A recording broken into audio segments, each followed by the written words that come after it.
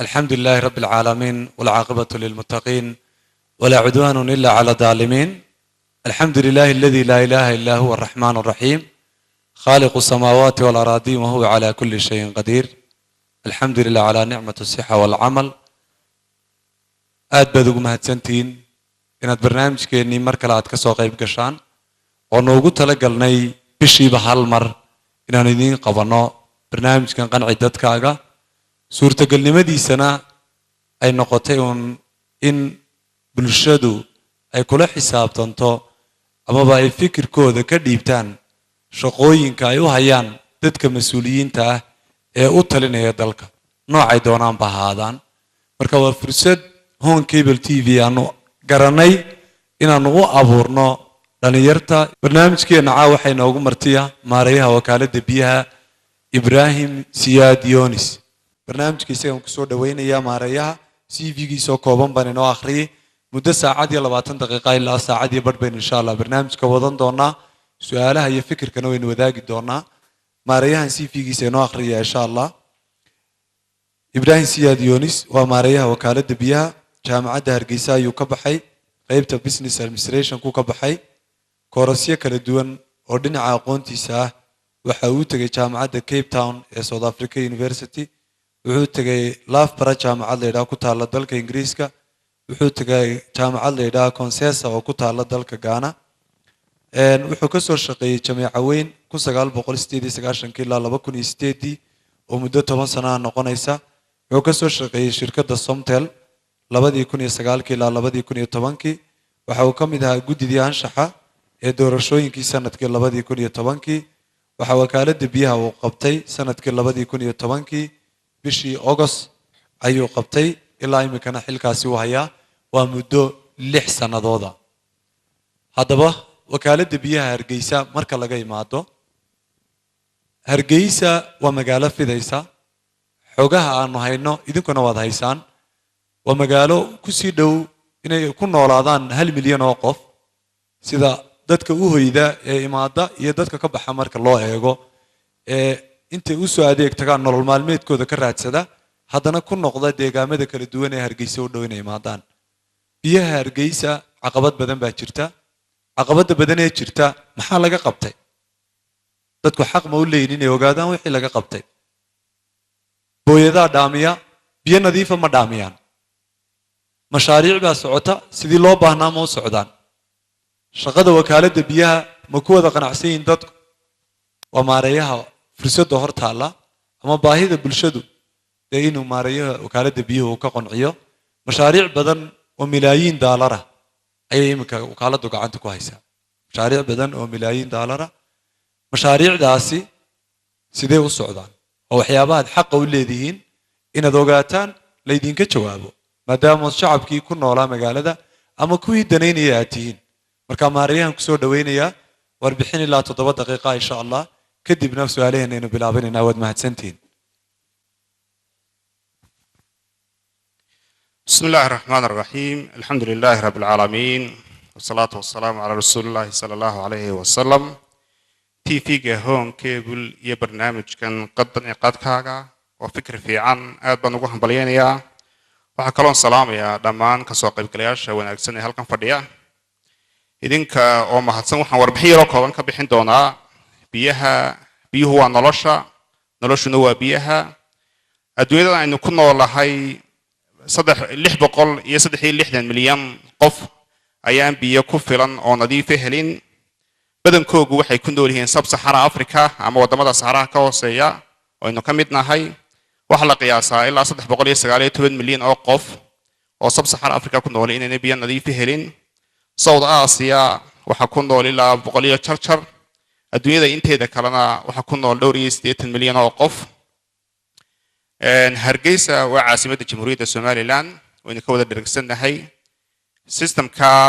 muddadii dhowr iyo 20 sano aynu ahayn aynu qaranka ahayn aynu jirnay dhibaato weyn baa ka taagnayd xagga biyaha caasimadda Hargeysa. sababtu maxay tahay? su'aashaas doonaa si kooban inaan uga jawaabo. systemka Hargeysa ay biyaha isticmaashay ku cabto Hargeysa markii la degayay odayaashii awooyaasheena waqtigaa degay waxa Hargeysa loo degay dooxa Hargeysa mara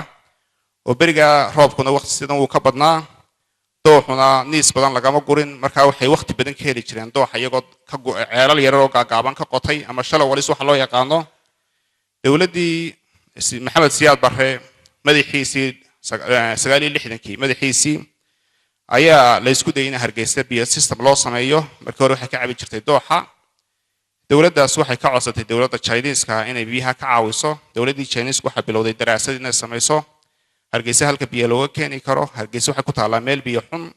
wayna ka wada dhereegsanahay nasiib wanaag waxa noqday geedeble meesha loo yaqaano oo 320 kilomitir Hargeysa ka xigta waqooyi 290 mitirna ka hooseysa joog ahaan magaalada Hargeysa inay noqotay halka ugu wanaagsan ee biyo ku filan Hargeysa looga keeni karo waqtiga Facekii koobaad bay bilaabeen ceelal bay ku qodeen ilaa 6 ceela kaan bay ka dhiseen bareegay ka dhiseen meesha biyashiinaha la yiraahdo inta in leey ka sameeyeen Hargeysa taangigii ugu horeeyay ama barkadii ugu horeysay ay ka sameeyeen markii la arkay Hargeysa inay ballaaranayso oo fidayso iyadoo markaa ahayd magaalada labaad ee dalkii la oran jiray Soomaaliya dowladdii waxay ka codsatay waqtiga jirtay in phase 2 ama weji labaad loo sameeyo wejigii labaad baa loo sameeyay dhowr iyo 70kii inagoo wejigii labaad istaarin ama gabagaba noqon baa la qaxay systemka aynu maanta ku tiirsanahay waa systemkii loo sameeyay 180,000 ee qof ee waqtiga magaalada ku noolaa Hargeysa imika tiro rasmi ah sugan lama hayo laakiin waxa la qiyaas ahaan ilaa milyan iyo 200,000 oo qof inay ku nool yihiin waa magaalooyinka ugu fiditaanka badan leh Afrika ayay ku jirtaa waxa la qiyaasaa ilaa 5% 4% inay sanadkiiba korto waxa soo dhibaatooyin ka soo warnaa waynu arkaynaa anigu waxaan doonayaa wax yar oo kooban ka idhaahdo muddadii aan joogay ee 6 sano iyo bisha ahayd wakaaladda biyaha Hargeysa maxaa u qabsoomay maxaa idin qorshaysan Hargeysa waxaan imid 2000 iyo wakaaladda biyaha Hargeysa August 2010kii waqtiga aan imid haba yaraatee may jirin hal deeq bixiye ama hal qaaran bixiye wakaaladda biyaha la shaqeynayay may jirin wax mashaariic oo horumarin oo laga fikirayay maamulkii waqtiga joogay kuwii ka sii horeeyay waxay mashquul ku ahaan jireen in systemka yaree jira biyihiisa mashiinadiisa ceelashiisa ceel baa xumaaday mashiin baa xumaaday alxamdulillah waxaan waqti badan gelinay inaanu systemkii jira si fiican u daryeelo oo muddada imika 6 sano wax dhibaato Ilaahay ba mahadle kamay dhicin waxaanu isku daynay Hargeysa inaan systemka la dul fadhiino loo raadiyo mashaariic anagoo bil quraata joogna ayaa bishii November 22 2010kii ay dawladdu codsatay in shir lagu qabto magaalada Nairobi qaaran bixiyaasha dham isku yimaadaan shirka aniga wasiirka macdanta iyo biyaha xilligaas imikana wasiirka macdanta ah ayaa ka qayb galay shirkii koobaad ee biyaha Hargeysa laga hadlayay buu ahaa qaaran bixiyaal badan baa yimid qaaran bixiyaha ugu weyn ee midowga Yurub ayaa 15 milyan oo euro ugu yabahay Hargeysa biyaheeda inuu galiyo waxay noqotay seeskii koobaad ee biyo ballaarinta caasimadda Hargeysa waxa la isku dayay mashruuca ayaa maamulaya waxa loo qaatay hay'adda UN Habitat inay maamusho mashruuca kadibna waxa la isku dayay mashruuca ayaa tayadiisa ilaalinaya waayo mashruuc biyuhuna uu adag yahay waxa ku guuleysatay shirkad Jarmal ah oo Fitchna la yiraahdo inay quality-ga shirkadda ilaaliso waxaan isku daynay mashruuc lacagta 15 milyan euro kuma fila Hargeysa biyaheeda qiyaas ahaan waxa la qiyaasaa ilaa 150 milyan oo euro inay ku filan tahay magaalada biyaheeda in loo helo waxaan isku daynay lacag dheeraad ah in la helo lacagta dheeraadka waxaan nasiib wanaag ka helay sanduuqa horumarinta Soomaaliland ilaa 10 milyan iyo bad dollar mashruucii waa la xayeysiiyay mashruucaasi waa mashruuc imika loo yaqaan biyo ballaarinta caasimadda Hargeysa si fiican buu u socdaa mashruucaasi wuxuu leeyahay steering committee ama guddi hagto oo guud oo 3 biloodkiiba mar kulma oo ka kooban 5 qof oo dawladda Soomaaliland ka tirsan oo uu jeergareeyo wasiirka biyaha wasiirka madaxtooyada wasiirka qorsheynta qaranka maayirka caasimadda iyo aniga waxa kale oo ku jira dad ajaanib ah oo ilaa 3 qof ah oo dadkii lacagaha bixiyay mashruucaasi wuxuu ku jihaysnaa in system cusub oo barkad weyn iyo system weyn oo casri ah laga sameeyo geedeble ilaa Hargeysa beeb weyn la soo dhigo hore hadlay meesha la raaceela laga qodo geedeble lagu soo xidho shaqooyinka badankoodu way dhamaadeen wax yar baa harsan mashruucna si fiican buu socdaa tusaale ahaan dhamaan qalabkii waa la soo wada iibiyay ilaa 500 oo container oo beeb ah ayaa ka yimid China iyo Talyaaniga 6 kilomitir oo geedeble dhexdiisa 7 kilomitir oo hore hadlaya ceelasha qoditaankoogii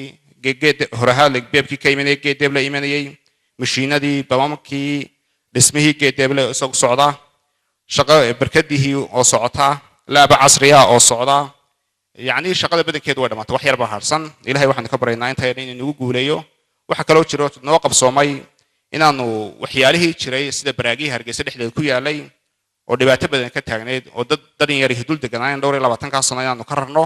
oo 142 guri aanu u dhisno oo maanta barkadii ay safe yihiin oo cid dul degan inaanu deernay waxa kale oo jira mashruuc markaan aragno mashruuca soo socdo ayaa la yiri magaaladii waxa loo baahan in gudaheedna laga shaqeeyo mar hadii production-kii la helay mashruuc lagu qaybsan yahay biyo soo saar iyo biyo qaybin biyo soo saarka si fiican buu socdaa biyo qaybintii waxaan isku daynaa lacag u raadno ilaahay wuxuu nagu guuleeyay inaanu bangiga horumarinta Jarmalka u qaabilsanay KfW la yiraahdo 3 milyan iyo bad euro inuu isaguna ugu tabarucay Hargeysa oo magaalada gudaheeda sanadkii 2015 bishii 3 Maarch 2020keedii ayaa dhammaan deeq bixiyaasha wakaalada biyaha caawiya oo aad u fara badan oo KfW iyo EU iyo David Danida Netherlands Norway World Bank Coca-Cola UNDP ay isku yimaadeen dhamaantood meesha la yiraahdo Nairobi heshiis baan la saxeexnay haddaan dawladda nahay ay shaqadii ku qaybsaneen deeq bixiyaasha badankooduna yiraahdeen production-kan ka shaqeynayna distribution-kana waxa qaatay KfW wuxuu ku jihaysan yahay in degmooyinka Axmed Dhagax Maxamuud Haybe Gacan Libaax iyo Koodbuur mid walba taangi biyooda weyn laga sameeyo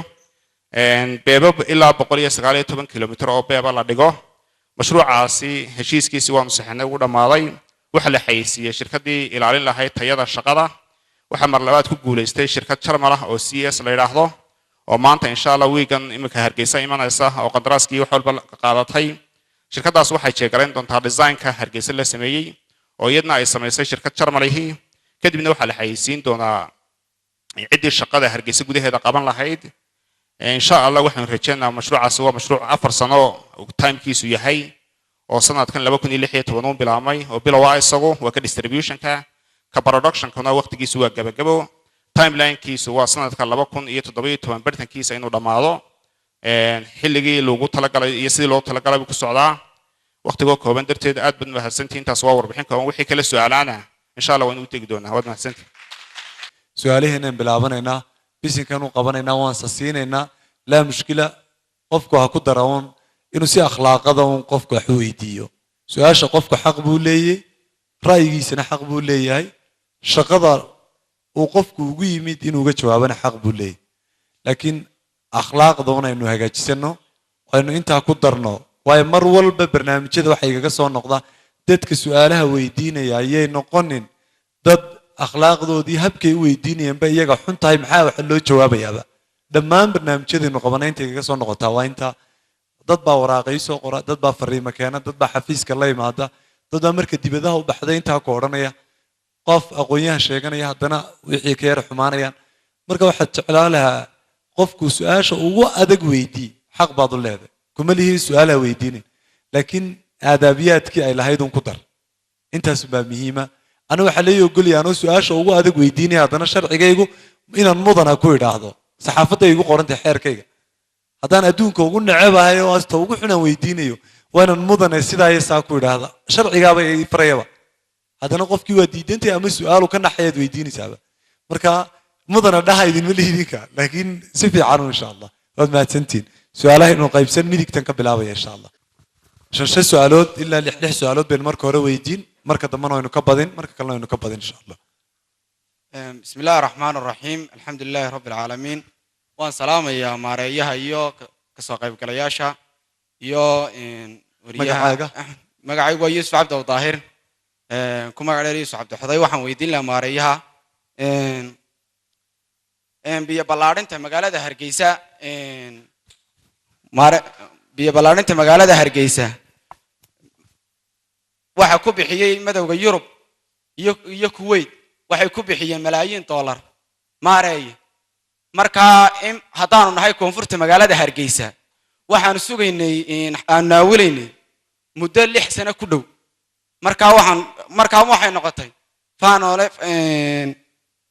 faari kama qadna ee noqotay maareey taasan ku weydiin la su'aal ka dhig dhimale yani waxaad leedahay mashruucii baad ku guuldareysatay waxaad leedahay 6 sanadood waxba nooma haysid su'aalaha noqoto maareey biyo ballaarinta magaalada Hargeysa 6 sano waxa ku bixiya kuwait iyo madowga yurub waxay ku bixiyeen malaayiin dollar marka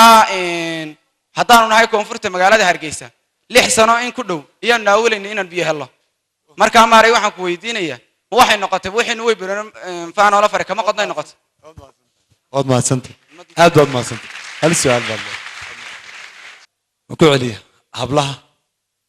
aad baad mahadsantahay agaasimaha Cable TV iyo Maariyahaba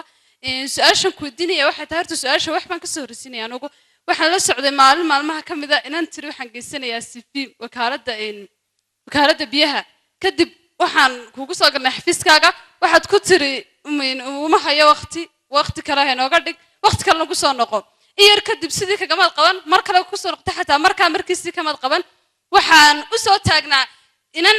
iyaduna aan asxaabna hoo kamid ah asxaabtayda inay family-ga maareeyaha inay adigu ka dalbatay adiga shakhsi ahaan ka dalbatay inay CV ku keento shaqooyinka wakaaladda ay soo buuxiso ma la odhan karaa waxaad u shaqaynaysaaba ma aha Hargeysa iyo Somaliland toone waa family yar ayaad bihiisa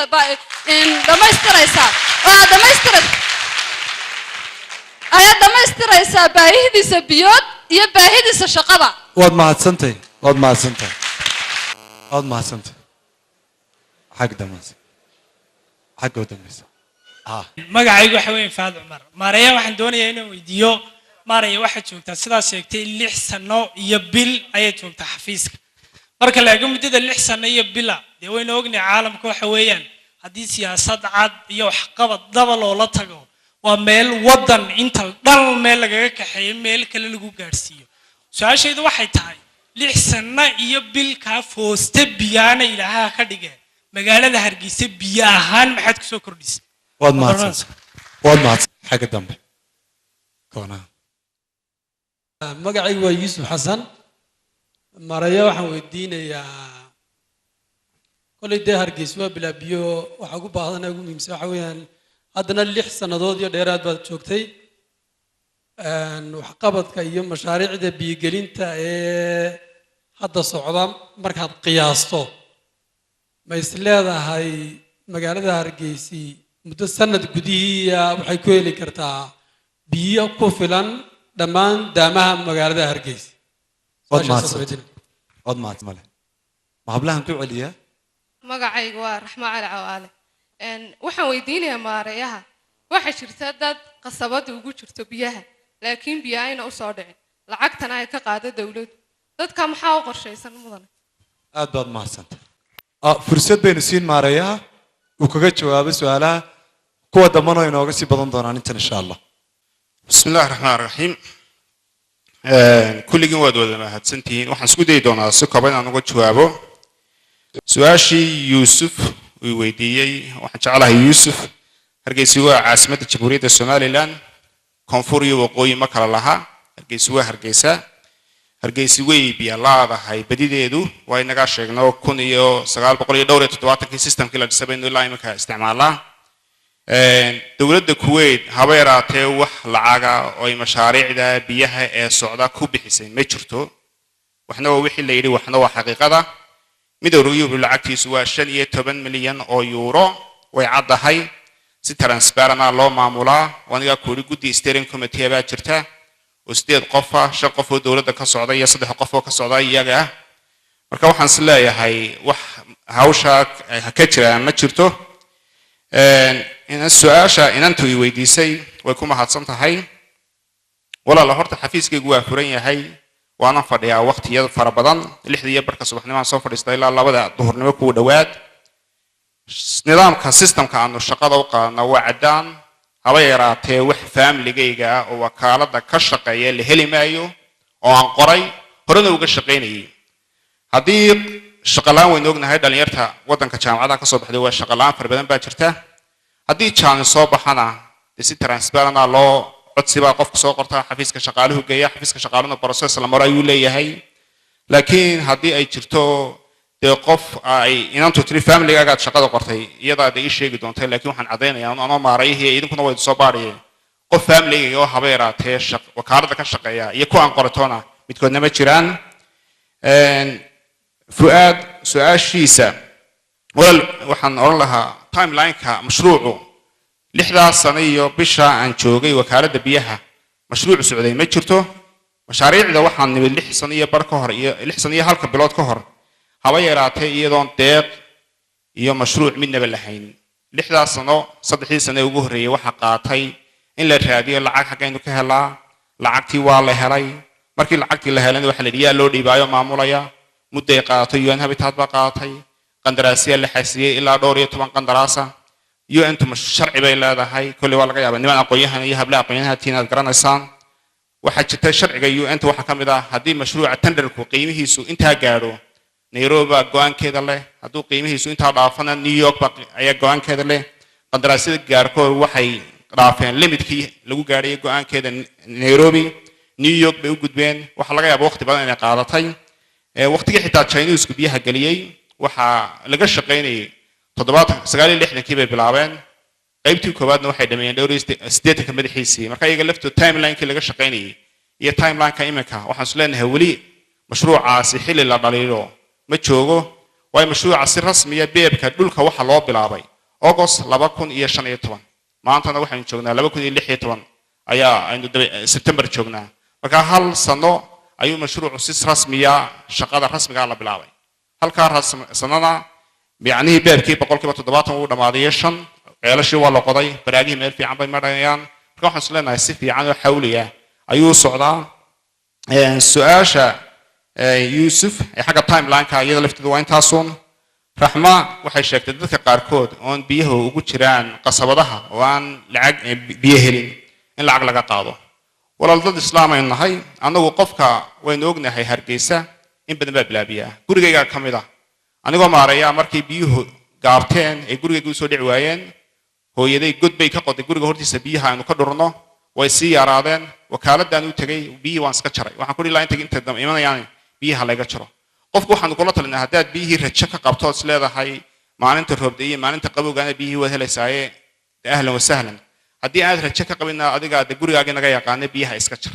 marka dad waxa jira la biyihiina iskama jarayno qofka hadduu biyihii iska jari waayay لأنه عالم الغيب منه موجود وحوه لم يسوح مهله فكوا حنوصلنا الليمت يرى أن لنا هاي الليمت خاصة وغير وقف كلا قاعد كرا فقال لكن واحد نقولات لنا ذلك بدن كيسو مرة دين بيه هلين إن بيه سكتشرا مرة قف كوسكا على ده حقوق دي سقفك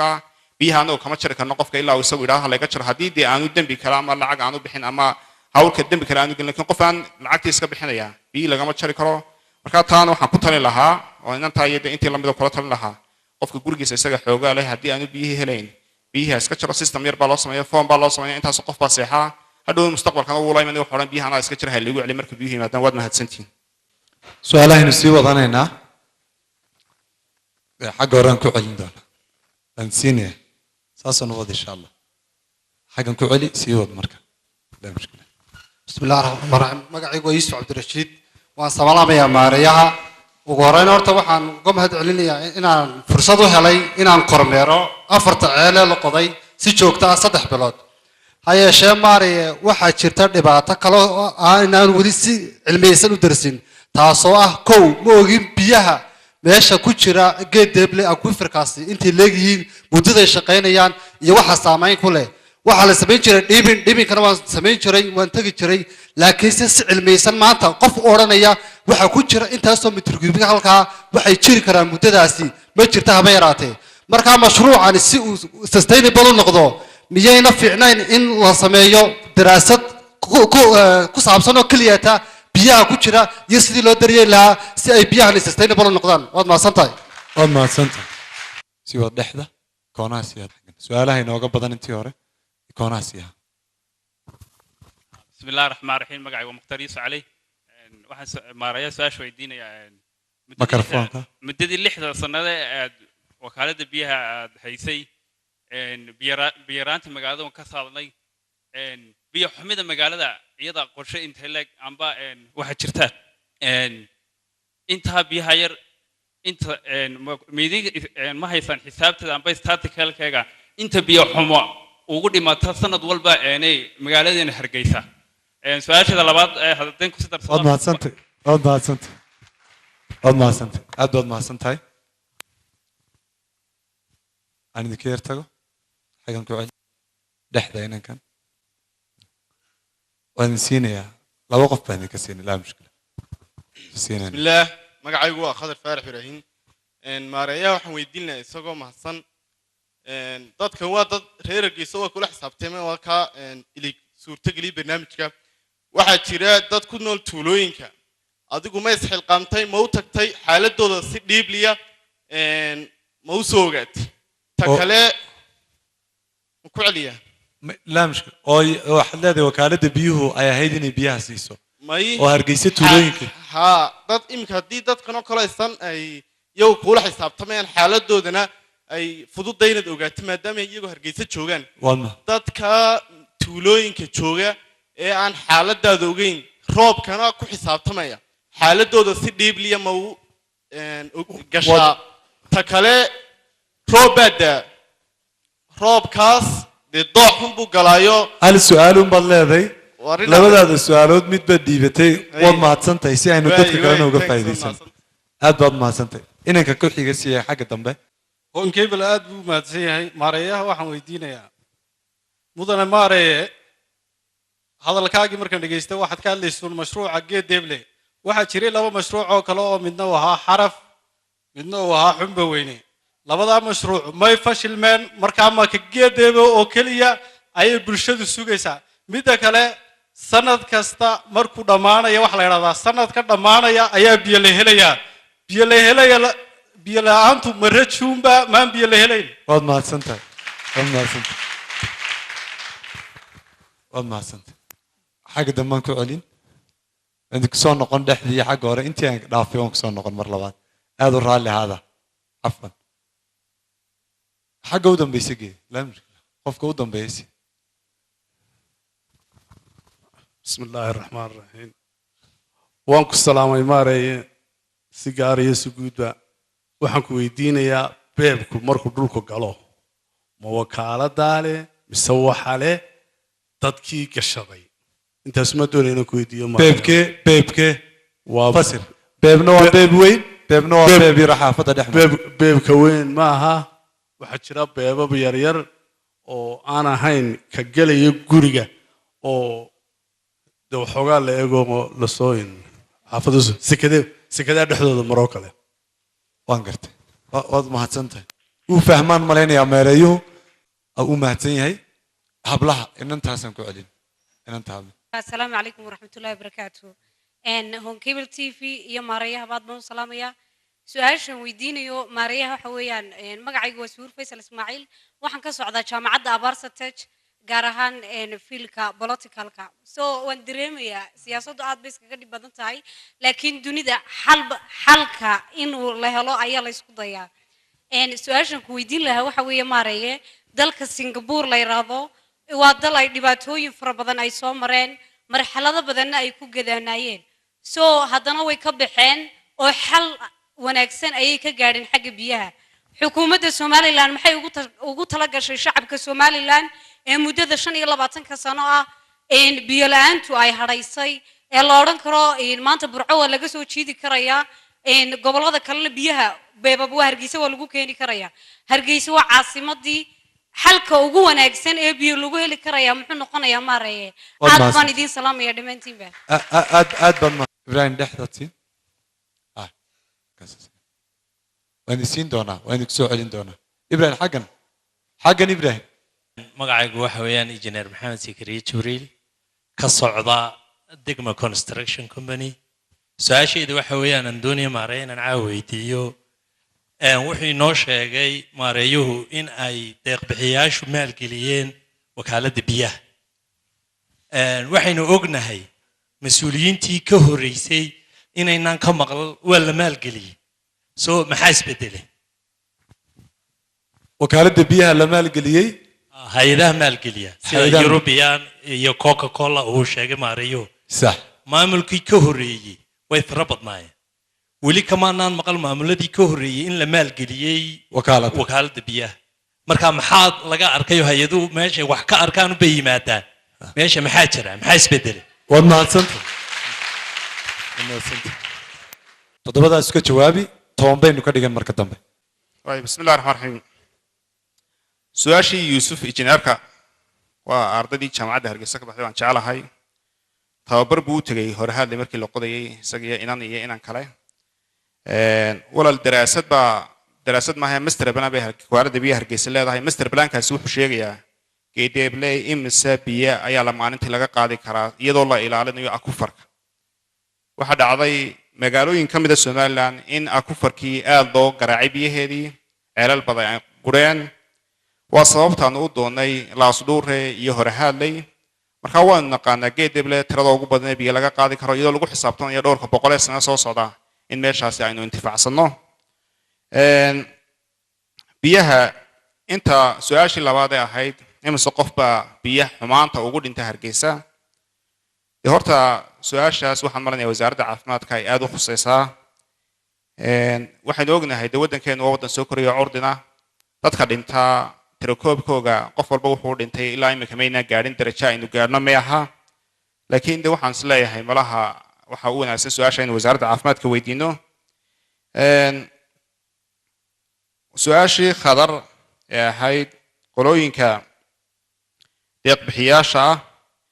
waxaan is leeyahay wakaaladda biyaha Hargeysa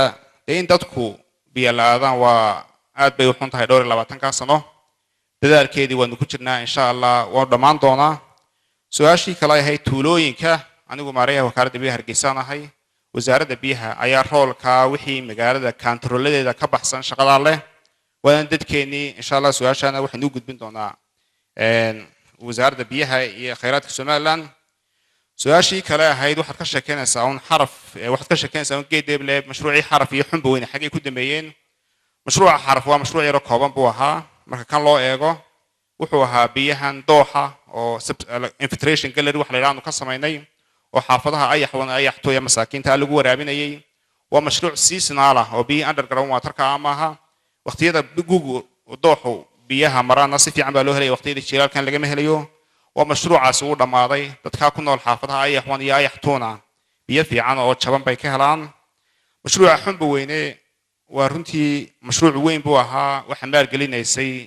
bisha casa imaaraadka ama Khalifa Foundation oo imaaraadka carabta waxaana fulinaysay shirkad la yiraahdo Falaax mashruucaasi ceelashii baa la qoday feeskii koobaad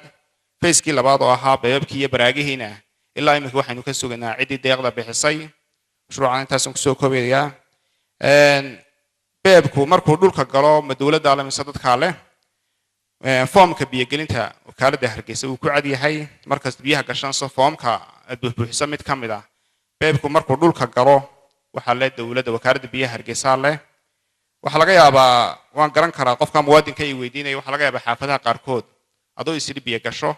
in la yiraahdo beebka laga talaalan maayo beebka yar xaafada waxay ka mid tahay warwarka dadku ka qabaan in biyihii ka yaraadaan laakiin sharciyan waxa la wakaaladda biyaha Hargeysa markuu beebku dhulka galo su'aashii inanta ilaahay khayr ha siiyo waxay tiri Singapore iyo Hargeysa iska rabtay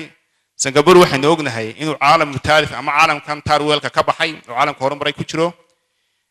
Singapore halkay ku taalo juqraafi ahaan waynu ka dheegsanahay dhibaatooyin fara badan baa haystay ilaahay waxay meel wanaagsan maanta marayaan Hargeysa dhibaatooyinka biyaha ee muddada 25 sano ka taagnaa insha Allah waxaan isleenahay xalkoogii waa tan muddada dheer ka shaqeynay waxaan isleenahay sanadadan soo socda hawshaas way naga xirmi doontaa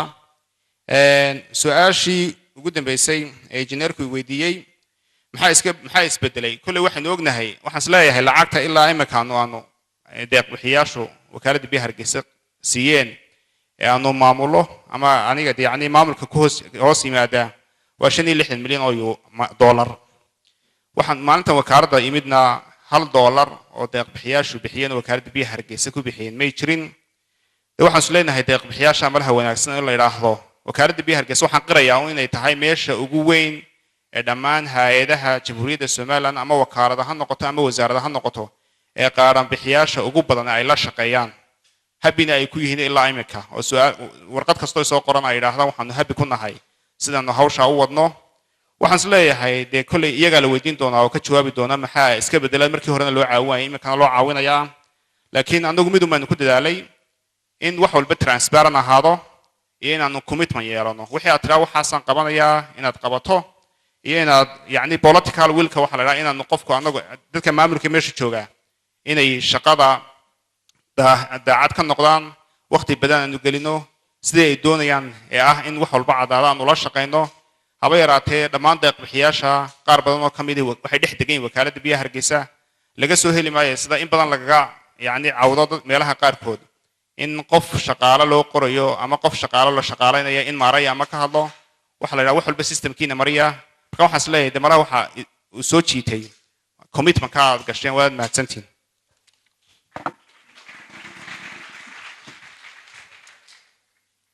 maarayuu mahadsan yahay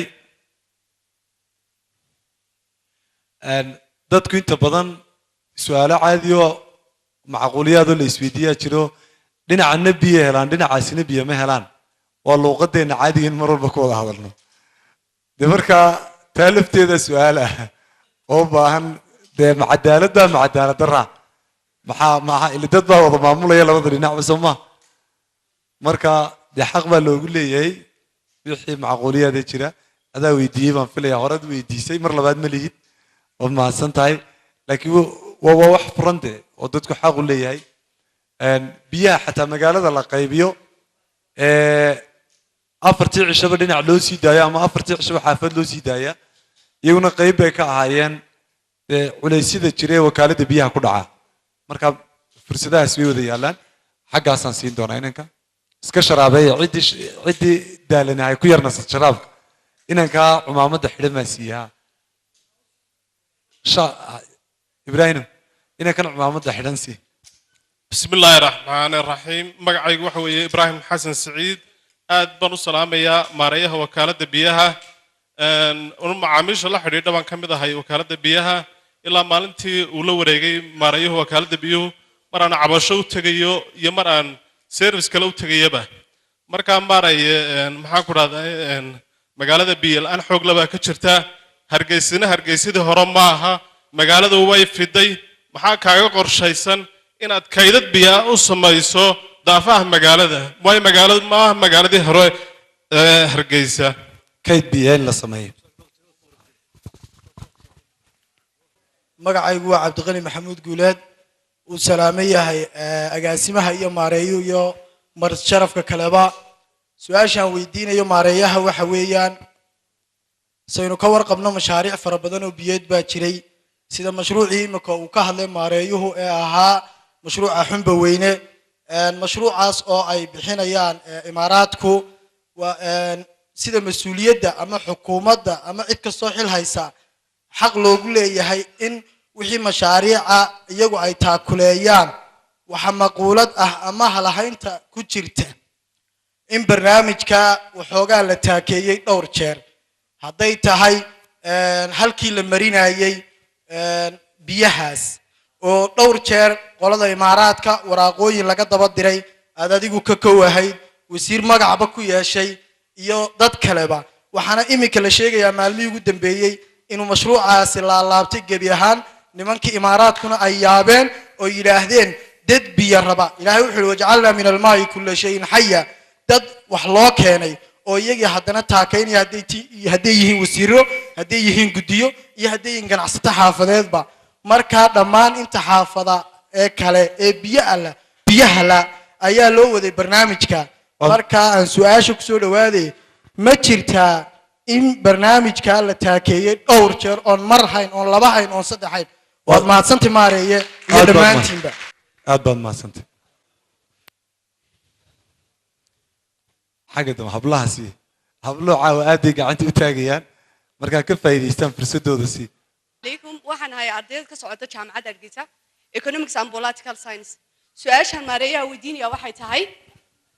سؤال ماريا ودينيا واحد هاي وضعك تشرم الروح الشاقي إنه كوبي 2 بليون كوبيه مشروع بيجين تسومالا وحنا كشاقة صحافة إنه كسوها جاتشي SDF مشروع عاس وحبا ولي كمان مقدار محاك عقب قرش إنسان مضنة واد ما هنسنتاي ويبدين سؤاله إنه بيسوي لبضة كحمود بهاي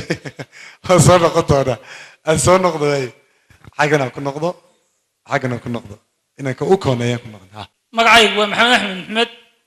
وان سلام يا ماريها يا قاسمها هون كبل تي في مرت شرف الدمانتد سؤال شيء دعوي ماريا وحوش مقعي سؤال إسرائيل لا مشكلة maareeyu wuxuu joogaa 6 sano magacaygu waa maxamed axmed maxmed maareeyu wuxuu joogaa 6 sano 6daas sano biyuhu may dhaafin weli halkii maalintii uu yimid ay taagnaayeen weliba waxay ka sii rajaxun yihiin maanta because of waxaad arkaysaa distributionka biyaha lagu qaybiyo maha mid saxa waxaad arkaysaa xaafad aan helayn wiig iyo kuwa uu socdo 2 cisho 3 cisho waa maxay sababtu waad mahadsantahay aad baad mahadsantahay aad baad mahadsantahay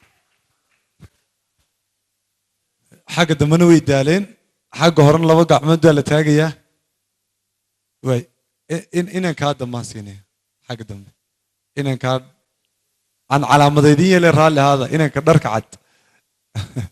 agaasimaha aad baan u salaamayaa iyo maareeyaha waxaan weydiin lahaa maareeye maadaamaydaan awood badan u lahayn inaad biyaha magaalada wada gaadhsiisaan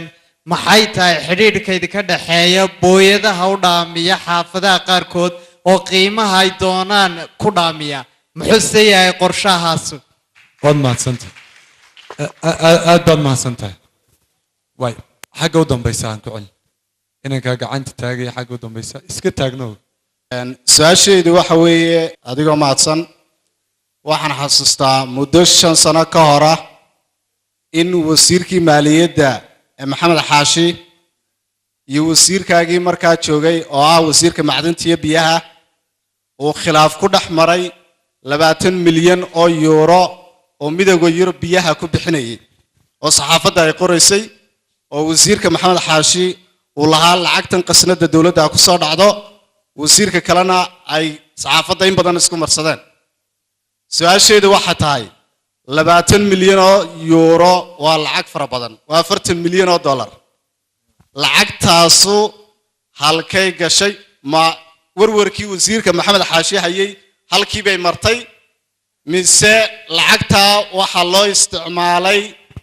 in lagu maalgeliyo biyaha haddaad leedahay lacagtaa waxa loo isticmaalay waxa lagu maalgelinayaa wakaaladda biyaha ee Hargeysa please bal noo taabo saamaynta keentay maxay bedeshay 40 milyan oo dollar waad mahadsantahay aad baad mahadsantahay aad baad mahadsantahay toban baynu ka dhiganaa 4 baynu raacaynaa insha Allah idinkuna soo koobta anna waan idin soo koobaya dhexdaan siin xagan waan idinku yar badiimaad moodaa xagiinan yar bad ka badantiin laakiin idinku soo celinaya fursad fiican ma insiin oo dambe insha Allah بسم الله الرحمن الرحيم الحمد لله رب العالمين والصلاة والسلام على رسول الله صلى الله عليه وسلم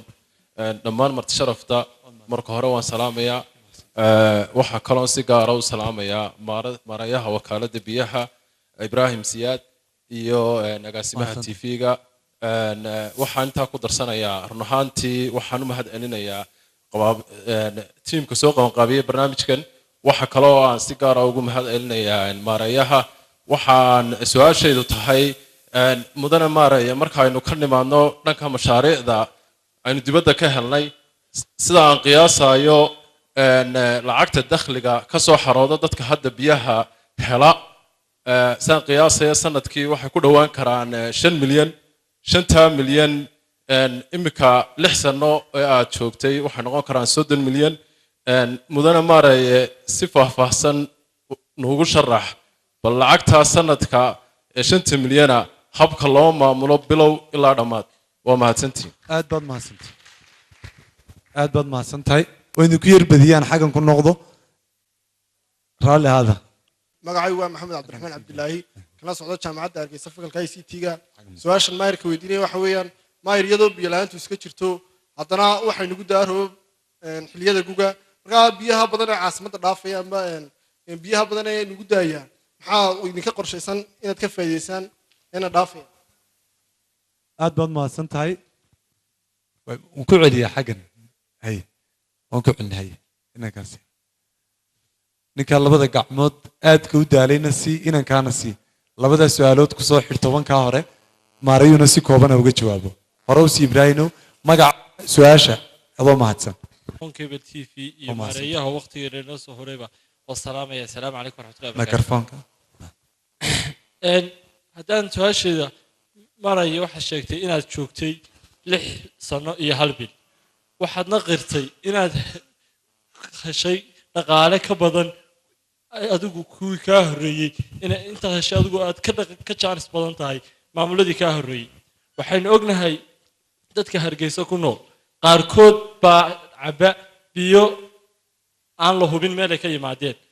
sabti la dhaho dooxa laga soo dhaamiyey ama biyo wasakhaysan oo ay ka mid yihiin danyartu mana arag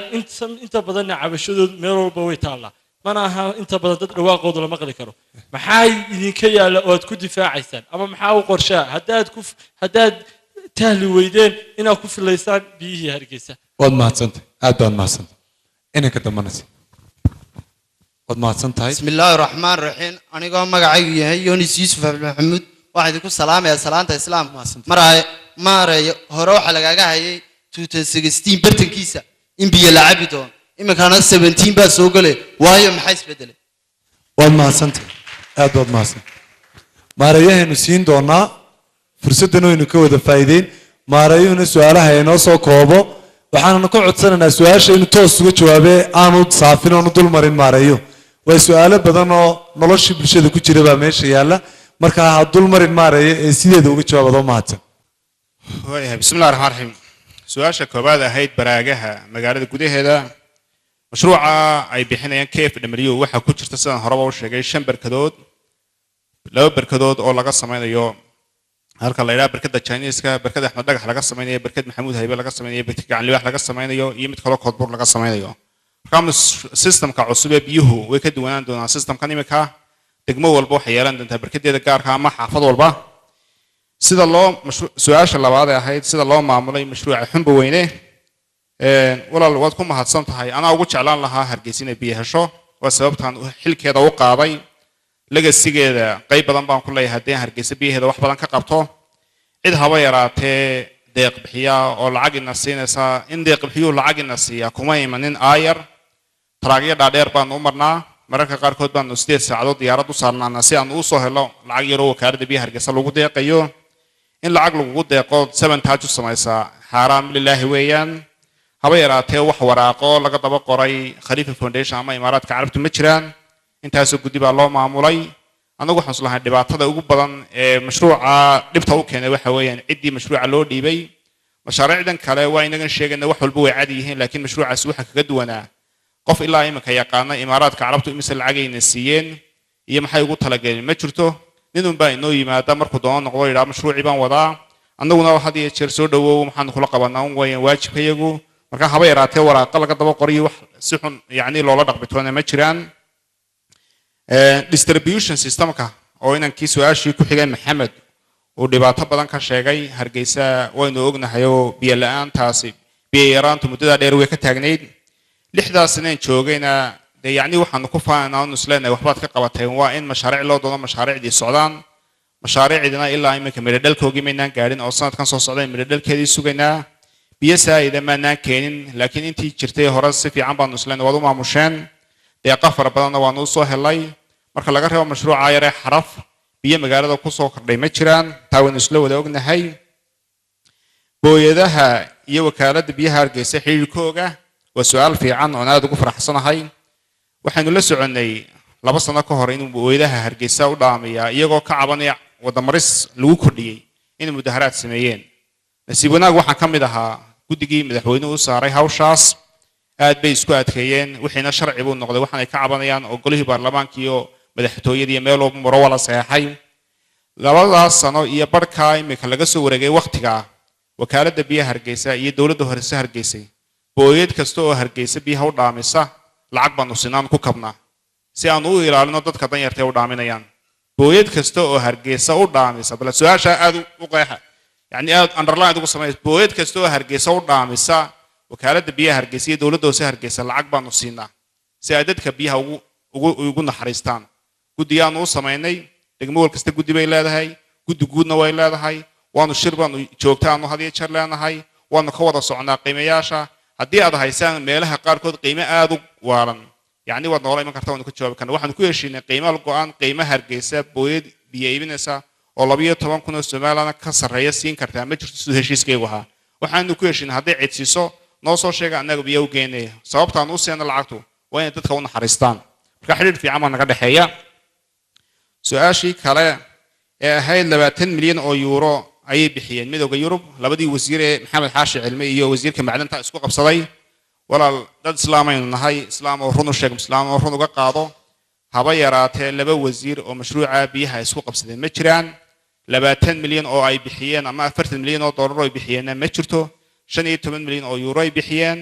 lacagta ay bixiyeen qasnada dawladda laguma soo rido hay'adda UN Habitat la yiraahdo maamusha anagu awoodeedu waxa weyn activities kala qabanaya ama shaqooyinka la qabanayo ana ka hal qabto laakiin lacagta maamulkeedu procedure bay leedahay system ay martay leedahay waa transparent laakiin dawladda qasnada dawladda hal lagu soo shubayaan lagu soo shubay ma jirto UN Habitat ba lacagta maamusha 15 milyan oo euro way ahayd si fiican hawshii waa shaqada lagu qabtay aynu ka sheekeynay ceelasha lagu qoday ee 2500 container ee beebka eege laga keenay Talyaaniga iyo Chinaha lagu soo iibiyay waa lacagta kuma iman aayar dakhliga wakaalada biyaha Hargeysa lacag badan baa ka soo xarootay buu saaxiibkay waa runtii lacagtu say u baxdaa waa transparency u baxdaa lacagta 5% wax ku dhow waxay ku baxaan shidaal waayo waxa geedeble Hargeysa wuxuu ka hooseeyaa saan u sheegay 290 mitir distance-kan wuxuu ka fog yahay 23 kilomitir waxay ka dhigan tahay adoo fooq 80 dabaqa biyo saaray marka Hargeysa biyaha keenayso shidaal fara badan baa ayaa geedeble ku baxa biyo shidaha meesha la dhaha maalintii 35 foosto oo shidaal ah ayaa ku baxa laba kaam 35 foosto shidaal waad garan kartaa lacagtooda dakhliga wakaalada biyuhu wuxuu ku baxaa 50% 50% waxay ku xiran tahay qiimaha marba shidaalku taagan yahay iyo sarifka lacagta sarifka wuxuu ku baxaa shidaalka 17% wuxuu ku baxaa mushaarka shaqaalaha inta kalena waxay ku baxdaa running cost-ka marka haba yaraatee waxa dhici jirtay markii hore ee aniga igu horeysay in maalinba la dhaam madaxtooyadii ay mashiinkii geedeble yaalay baqtiyay mararka qaarkood loo qaadi jiray mashiinka madaxtooyada u baxaa nasiib wanaag ma dhacdo sustainable baanu ka dhignay inta aan joogay ilaa 10 mashiin oo 500 kVA iyo u dhaxeeya 350 kVA oo wada cusub baan u soo iibinay ceel kasto repairing baan ku sameynaa baraagaha biyaha deerarkooda wakaalada biyaha wada bixisay يعني مشروع حرف لا يدرس العقبة نقدر وكالة بيو دخل جديد كقدر تاي مشاركة شغالة أنت أصلا شربان وحكي قبناي كان لعقتها وكالة بيها رجسك صباح ذا أول هو ولا كبير لكن السيبونا يقول 11 سنة هبي يرتوح كبير سماه هرمرين من أنه صميناي بيها الضوحة هذه شرنا ضعفة وسؤال ونعكسن روبكم مركودو بيه بدن با أي مجال كتجا أو ضوحة تجا ومعلنتي قاطها أو بيها بدأ عصب درة وح أنه إن بدن كوعي قلنا دوينها عاصمة هرجسة كنا ولا بيها هلنا ما يهلني إن جرو والبص ما يستمر شهر أي بيها مشهور كقبصدان ويا دنيا اللي في وصل نقطي بيها مشهور كواحد بدن بالو قبصان كرا دركي بالو ميران كرا ودرجي بالو كرسان كرا كاد دوينها إنه وحنا كلا تلين لها إنه كل جن مشهور سمايصنه سأنو كفاية سنة بيها مشهور كا وأنا دباتوين كوين هايستيك كمتهاي ما هرجسوا قرأ تدمان توحيد السماء كياله إنه كفاية سنة وأنا وحلو بهاي سؤاشا سجارات ود ما يسوي هاي لابد اللي حيته ما كده حديث سوات رهنا بيها هلسان عندنا مشروع عاصي تايم لاين بوليه وحاسة اللي يسوق وحاسة اللي داسي وكانوا كتشوف منه مشروع شركة باوضة وشركة إثيوبيا يعني شرملو إسكوتشرة فرانسيس إثيوبيا إسكوتشرة كونتراكو وحكوية هي تطبيق لبعتن كبيش تشين وري لبكون يتطبيق طبعا وحكلاو راعي اللح بلاد ودفك liability period لا يراهضه أما وقت قد تسكاي سمعني يعني مركان اللح بلاد وتشين وري لقو دري أي مشروع عاصي وقت كده بيو مش كده حق ولا هذا هاي هدي كل مين ويدنا العقبة كبلا مسوا معلول بالله كل قطع عيا كقرشوا وحي هاي سنة كلا بكون يتطبيقهم برتن كيسة إن مشروع عابي صار كل ماضو كي distribution كنا بلا مدوان واد مع سنتين. ونسيو ظنينا طبعا تضرب شن واي إن أنت هسين دونا إنه قبل بس إنك هو قبل عددك سؤال سوي وذا قارن هذا إننا بسم الله مقعي والنبي فرح محمد وأدبان السلام يا أقسمها تيفي هون كيبل تيفي يا ماريا وكالة بيا هرقسة سؤال ويديني يا واحد هاي مدنا ماريا وحصل شاكتي واحد هيسحل كمذاكرة بدن لحصنا لحداثنا إسكتها واحد كسوكر بسمة قالة هرقسة بيا إنتي هيستها بيا باشي إن حافظة بدنو بيهلي جري إن أنا ما أنتهلين هداد أودي ويدي إن كانت مشاريع عصب أود ما تقول ويدي inaad biyaha dooxyada maraya aad xidho iminka waxaad sheegtay inay xaafaduhu samaystaan majarooryada dad aan helin baa jira guryaha inta dhisan ee majaroor leh inta bannaan baa ka badan bilyanis lagu bixiyaa mashaariic wakaalada biyaha milyaniska awood maad u yeelan weyday inaad dooxa mishiin yar ood ku qabato biyaha aad ku sifayso ma u malaynaysaa inaad 6 sano waxaad ku qaban weyday half 1 year aad kaga soo bixi karto aad baad mahadsan tahay ood mahadsan tahay waa inanka xaggaa koonahan siin doonaa inankaasaan siin magaca iyo su-aasha waktiguna igu kooban yahay بسم الله magacaygu waa maxamed yuusuf axmed waan salaamayaa maarayaha magacii su-aasha magacaygu waa maxamed yuusuf axmed maarayaha waxaan weydiin lahaa qolada ganacsatada waxay sameeyaan inay deynamo ku xidhaan biyaha marka ma kaaga qorshaysan yihiin dadkii masaakiinta inaayna hal habeena biyo usoo dhacayn ma kaaga qorshaysan yihiin inaad u samaysaan oo amba aad usoo daysaan biyaha waad mahadsan tahay يعني ganacsataduna deynamooyin bay xidhaan biyaha ay ku soo nuugaan dadkii danyartaana biyihii ma helaan ama adeeg ay ku soo nuugtaan waad mahadsantahay waad mahadsantahay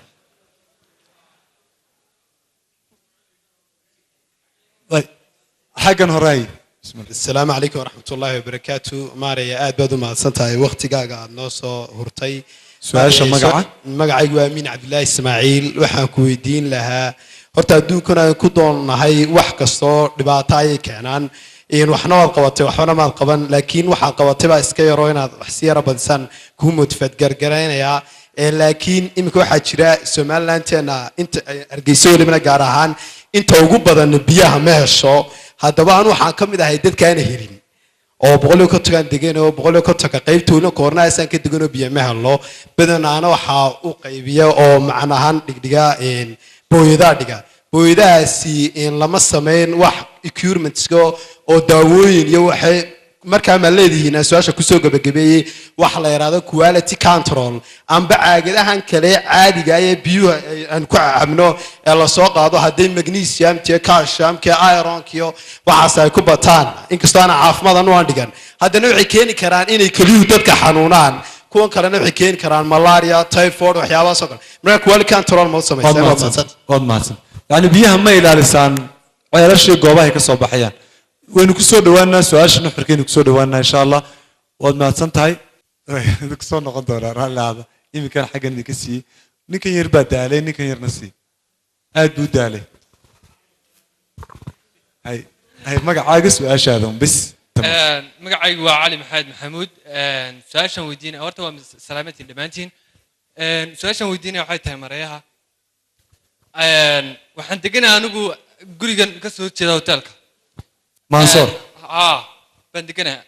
halka waan u muuqdaa mikrofon kor u qaado okay biyaha ugu badan aagan uu helaa yacni waxa weeyaan waa aag biyo leh waynu wada ognahay biyaha ugu badan waxaa qaataa hoteelkan in ku jirno annagu ma helna biyo marka yacni kaamirada wax ku eegaysaan ma kaamirada jeebka mise kaamirada lowga iyo sharcigaada wax ku eegtaan aad baad mahadsantahay aad baad mahadsantahay aad iyo aad baad mahadsantahay waa su-aal xaq u leeyahay aad iyo aad baad mahadsan tahay inay su-aalahayna scientific noqdaanna waa muhiim weeyaan su-aashaa kale inankaasi comment buu ka qabay waan ku noqon doonaa markuu maarayuu istaagay insha allah si aanan u ilaawin aduguna insha allah markuu istaagaynu ku noqon doonaa wixii jawaabaha ku qanci waaye laftooda in dib loo qanciyo aad baa mahadsantiin oo ninka waraaqda taagayaan siinaya bal wax kale ha taagina laakiin isagu maan siinaya iminka cimaamad bay taagi doonaan hadhow ha taagina isagoo keliyaan siinaya asalaamu calaykum waraxmat ullahi wabarakaatu aad buu mahadsan yahay ilig sidoo kale waxaan salaamayaa maareeyahan salaamayaa magacaygu waa maxamed xasan cabdi ku magac dheer shiine maareeyahan waxaan weydiinayaa 2 su-aalood is saaran su-aal baad xaq u leeday ta kugu culusee ku dhibaysa weydii okay su-aashayda ninkaa su-aashiisay daba socotaa waxaan aragnaa in xanuuno badan oo ay wadanka kusoo kordhayaan sidee la isdhihi karaa biyaha laga cabo magaalada hargeysa in intee leeg ayaadna dhihi kartaa waa biyo nadiif ah aad baad u mahadsantahay aad iyo aad baad mahadsantahay aad baad mahadsan tahay inan baa taagaysa inantaasaan siin doonaa بسم الله الرحمن الرحيم magacaygu waa Nashaad Farxaan Cali waxaan ka socdaa jaamacadda Artemis gaar ahaan accountiga su'aashan Maria weydiinaya waxay tahay Maria waxaad hore u sheegtay ama baad ka dhawaajisay in mashruuca biyo ballaarinta magaalada Hargeysa beesha caalamku ku bixisay malaayiin dollar si loo hirgeliyo sidoo kale shirkii ka qabsoomay Nairobi ay joogtay hay'adda World Bank waxa lagaga hadlayay dardargelinta mashruuca ilaa haddana wax isbedel oo muuqda ma aragno marka ma la oran karaa wasaarad ahaan waa fadhidaan ama ma la oran karaa waa awoodi weyda inaad dhaqaajisaan mashruuca biyo ballaarinta aad baa mahadsantahay aad baad mahadsantahay aad baad mahadsan ninbaa gacanta taagaya taagan xoogaana yar taagnaa inkastoo kuraas banaani jirto haddana waan ku siinaya adoo mahadsan ninka taagan magacaygu waa nimcaan cali cabdilaahi economics senior jaamacadda hargeysa su-aasheedu waxay tahay 6 sano aad xilka haysay maayir wakaaladda biyaha waxaa dhacay gaab weyn oo ah inequality intee leg baad u leedihiin dadka adoo mahadsan inequality-ga u fasir dadka waa af Soomaali baan dadka kula hadlaynaa okay يعني waxa weeyaan cadaalad darro kale yani 6 sano haysay dadka qaarna intee leg baad u leedihiin danyarta aan helayn in qasab samaystaan aan helayn in biyooyada ka shubtaan oo adeerkiisa islaamo waaweyn oo xaafadaha islaamiska ku nool yani iskurararka jirkaanka dhabarka ku soo qaadaya dhowrkii inta soo milyan oo dollar baad sheegaysaa oo leedahay hay'ada nagu caawiyay maxaad uga qabatay dadka danyarta oo hadhow ku xasuusan doonaan waad mahadsantahay aad baad mahadsantahay way waan ku noqon wanida siiyintan adana ma ku soo noqda wanida siiyay ma ku soo noqda adana way xagga koonaan siin Allah hada aad baan idin siiyay fursadda dad kalena ay maar insha Allah بسم الله الرحمن الرحيم magaca su'aashan walaal waqtiga inagu kooban magacaygu aabahaas ka mid baynu hoo abraar siyaad barxad balana su'aashan ku weydiinaya islaam buuriga cuni jirtaa jirtay waxa lagu yiri islaanta buuriga iska daa hadaad iska dawaydo buuriga waxa lagu yiri sacab garaac iska naga daawayay shakadiinu daanagina biyo keenay ma daynayno idigiina ma daynaysaan waa la soo wadaa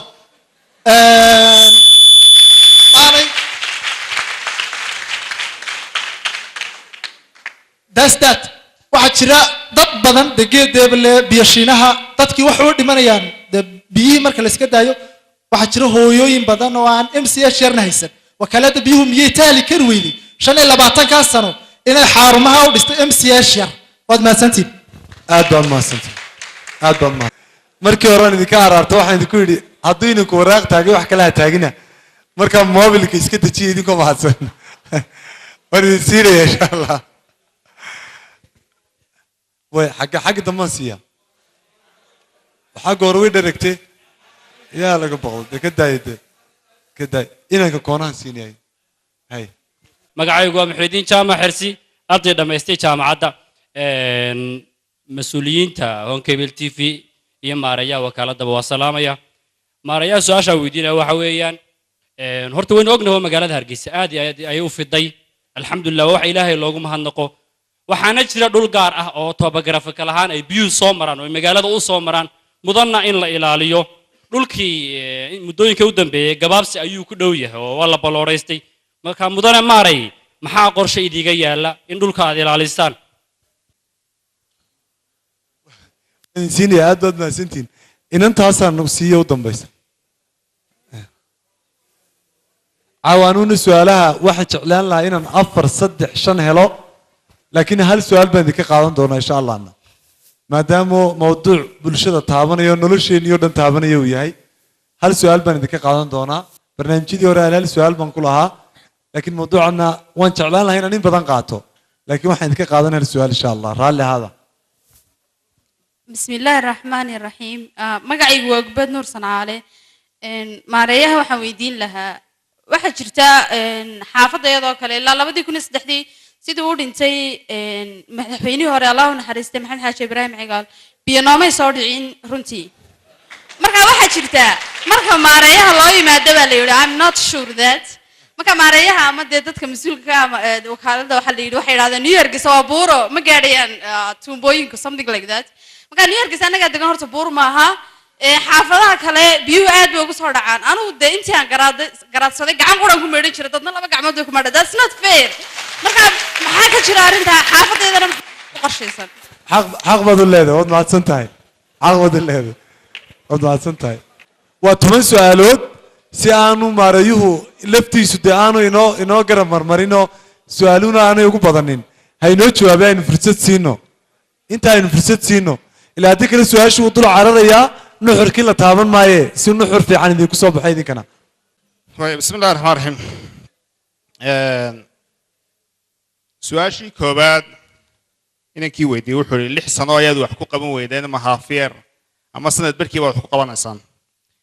de horta si 6 sano wax badan baanu qabanno waxaan isleeyahay waxaanu ka sheekaynaynaa gebagabay ku dhow yihiin haafyeerka ama sanadka intaa ka hadhiya sanad kale bilowgiisana waxaan rajaynaynaa dee inaanu dhammaystirno markaa shaqada badankeedu waa dhammaatay dhammaystirkii baa harsanaya dhammaystirkana ilahay waxaan ka rajaynaya inuu guuleeyo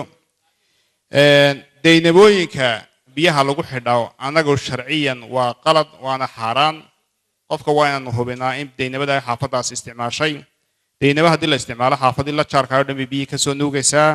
markaa waxaan jeclaan lahaa qofka ay weydiiyey haddii uu si gaara deynaba uga cabanayo inuu si gaara xafiiska nugu yimaada laakiin haddii si guud uga hadlo deynabooyinku sharciyan waa qalad annaga xaggayaga quality-ga biyaha booyduhu dhaamiyaan iyo kuwa bottled-ka ama caagadaha yaryar waa run oo biyaha underground waterka aanu hargeedeebla ka keenaa waynu hubnaa quality-googa oo biyo nadiifa weeyaan laakiin biyaha booyduhu waxay ka soo qaadaan shallow wells-ka amaba ceelashan yaryar waxaa laga yaabaa quality-googa inuu su-aalo badan ka taagan yahay biyaha bottled-ka qolooyinka caagadaha sameeya ama biyaha sameeya caagadaha specification bay nagu qoray inay standardka gaadhsiisan yihiin waa sababta nagu dhalisay inaanu laab weyn oo casriya imika u samayno wakaaladda biyaha hargeysa dhismihiisi gabagaba ku dhow yahay qalabkiisiina la dalbay oo in jarmalka laga keenayo waxaanu isleenahay markuu dhismahaasi dhammaado qalabkaana la keeno 3 shaqaalaa baanu u qaadanay waxaanu u xayeysinay si transparent ah 3 qof baa kusoo baxo inama ah imika waxaanu ka codsanay shirkadda Coca-Cola Company ee ku tala jaleelo in train ay noo soo shaqaalihii ugu dambeeyay waxa ku jireen tababarkii shaqaalihii shaqada qaban lahaa waxaan isleenahay markay shaqaalahaas tababarka soo dhameystaan aad qalabkiina inoo yimaado dhismihiina inoo dhimaado booyad kastoo hargeysa joogta in biyaheeda aanu kaantaroolo waayo laakiin imika qalabkii ma hayno insha Allah waanu ku daba jirnaa inaanu kaantaroolo inankii yidhi xaafadda Mansoor baan la jaarahay Mansoor halkan uu ku yaala wuxuu ka mid yahay meelaha hargeysa ugu biyaha xun leh hargeysa xaafadan aynu joognaa waa xaafada hargeysa ugu biyaha xun leh biyaheeduna aad bay u liitaan hudheelkuna sidaa adigu biyalaadahay buu u biyalaayahay booyad buu dhaansadaa marka waa caano jilaal camba candareeye wax alla wuxuu ku dheeryahay uu qabaa ma jirto su-aashii kale ahayd quality-ga biyaha wakaaladda biyaha hargeysa marka laga tago booyadaha iyo su-aashaa hore quality-ga biyaheenu waa biyooyinka adduunka ugu wanaagsan bay ka mid yihiin tusaale waxay nagu filan markii cusbitaalka maxamed aadan sheekh la yidhaahay cusbitaalka weyne hargeysa bariga ka xigay cusbitaalka carruurtii la furayey qolo talyaaniya baa furtay xafiiska igu yimaadeen waxay yidhaahdeen cusbitaal carruureed baanu furaynaa biyihiina quality-googii ma garanayno maxaanu ku aaminaynaa biyihii mar haddaanu cusbitaal carruureed furayno ciddan gacanta ku haysaa inay tahay cid yurubiyaana waxaanu u sheegnay inay xaq u leeyihin inay saamballa qaadaan saambalay ka soo qaadeen geedeeble barkadda biyaha ilaa sooskii oo halkii biyaha ugu dambeysay ku soo dhacayeen waxay u direen talyaaniga ciddii imika hawsha aad u sii xiisanaysa waa iman kartaa risalkii talyaaniga ay ka soo saareen ama ka soo sameeyeen laabkii ku yaalay talyaaniga way nala sheergareeyeen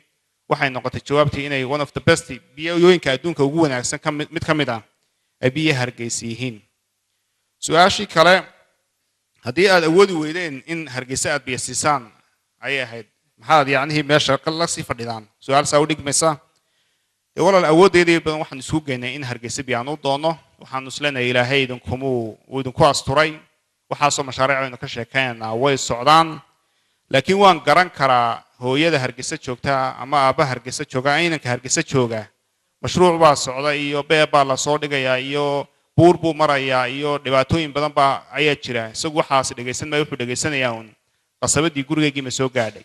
marka waxaan isleenahay hawshu waa hawl culus sidan la moodaya ma aha waxay kusoo hagaagtaa xabaalo 42 qof oo xabaal ku jiraan oo kasoo saarno beebkii ku hagaagay intaasoo geed bay ku hagaagtaa waxay ku hagaagtaa meel la leeyahay way meynasantoo la baarayo beeray ku hagaagtaa khudradooho beeran beebku ku hagaagaa marka waa hawl culus oo aad quality-googana loo ilaalinayo insha allah dhamaystirkiisu ma inoo hadhay aynu time siino ku samirno mashruucana u ducayno ilaahay aynu yacni isgarab taagno maalin dhowtolo waxaa jirtay in culimo hargeysa masaajidda ka mid aanu casuumadu sameynayno kuni bal mashruuca soo eega sheekh ilaahay ha siiye culimada hargeysa ugu waaweyn mid ka mid ah ayaa yidhi geed idinka hayo waad ku faani garan laadihiin marka waxaan jeclaan lahaa dhalinyartiina lafteeda intii xiisaynaysaa inaadna soo booqataan oo mashruucan idingeyno markaad mashruuca aragtaan ugu yaraan maalintu ugu yaryahay mashruuca waxaa ka shaqeeya 100 qof oo shaqaala waxaa ka shaqeeya intaasoo cagaf ugu yaraan gaadiid 20 gaadhi ah ama cagafya ama iska roweyna ayaa maalin walba ka shaqeeya maalinta jimcaha mooye maalin la nastaa ma jirto 6 subaxnimo la bilaabay 6 maqribnimo laga baxaa shaqada 10 saacadood bay shaqeeyaan markay ugu yar yihiin marka hawshu si fiican bay u socotaa hawshii kale ahayd cadaaladda iyo dadka danyarta xil weyn baa naga saaran hooyada jiritaanka dhabarka ku sita ilaahay xilkooga anaguna weydiinayaa waa sababta hadhiya habeen aan u taaganahay aanu mashaariicda u raadinayno waa sababta aanu isleenahay aakhiro aad ugu dhawaataan oo aad ajar ka heshaan dadkaas xilkayaga guudka sokow su-aasha kale ahayd meelaha geedeeble iyo biyashiinaha waynu ognahay waa deegaanada biyaha laga keeno xaq bay u leeyihiin wax badan lagu celiyo laga warhayo wakaaladda biyaha iyo deegaankaas si fiican baan u wada shaqaynaa MCH way leeyihiin meesha biyashiinaha la yidhaha MCH fiican baanu ka dhisnay shaqaale qualified neera soo hargeysaanu ka kaxaynay baanu geynay kuwii deegaankaanu ku darnay hooyo kastoo ee deegaanka ku biyashiinaha degani maanta waxay access u leedahay inay MCH wanaagsan oo qalabaysan ku umusho geedeeble Dar es Salaam oo muuqata oo isku muuqnaa dhowr kiiloomitir u jirta MCH weyn fiican leh gaari ambulance jooga qof kasta oo ku xanuunsada geedeeble gaariga ambulance-ka oo noob lacagtiisa oo ka bixino ayaa u heegan ninka daweeya MCH-ka haysta wakaalad biyaha hoggaanaysa inta iyo wax ka badan xaq way u leeyihiin secondary iskuulada dhexe wax badan baanu ka qabanaa inaanu ka sii kordhinana waan doonaynaa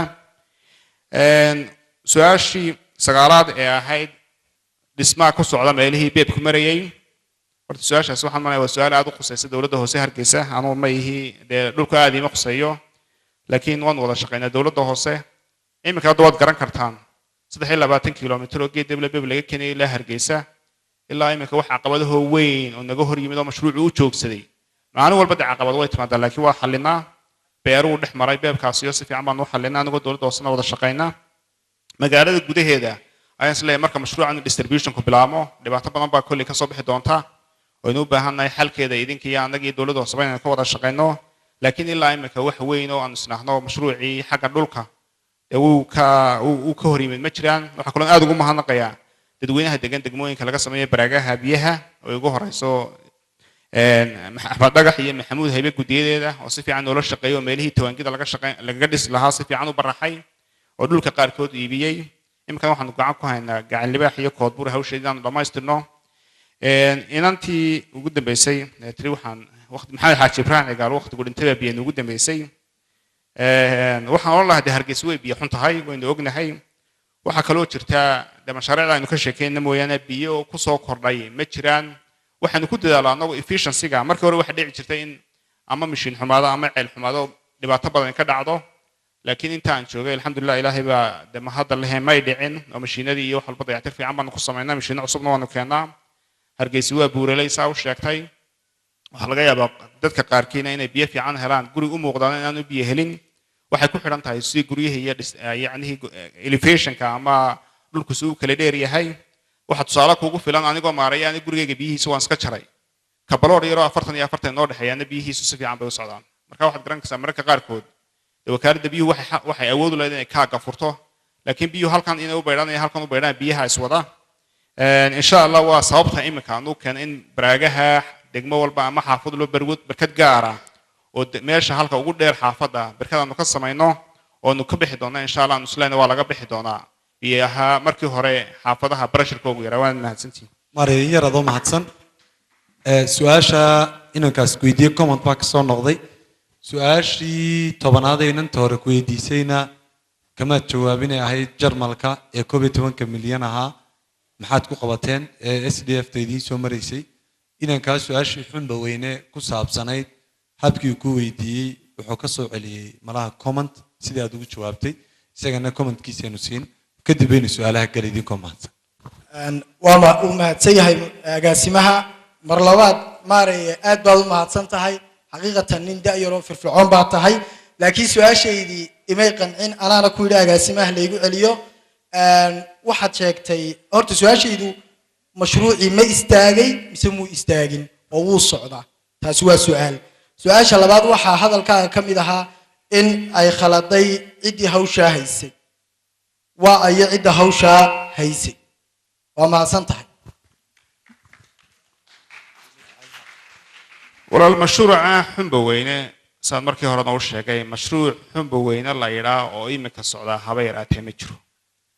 mashruuca 12 ceel ayaa laga qoday meesha la yidhaha xunba weyne oo sida loo qoday su-aalo badani ka taagnaayeen oo fayskii koowaad ahaa fayska labaad oo ahaa in beebkii lasoo dhigo baraagihii la sameeyo ilaa imika waynu sugaynaa ciddaanu isleenaha dhaliisha way leedahayna dowladda maaha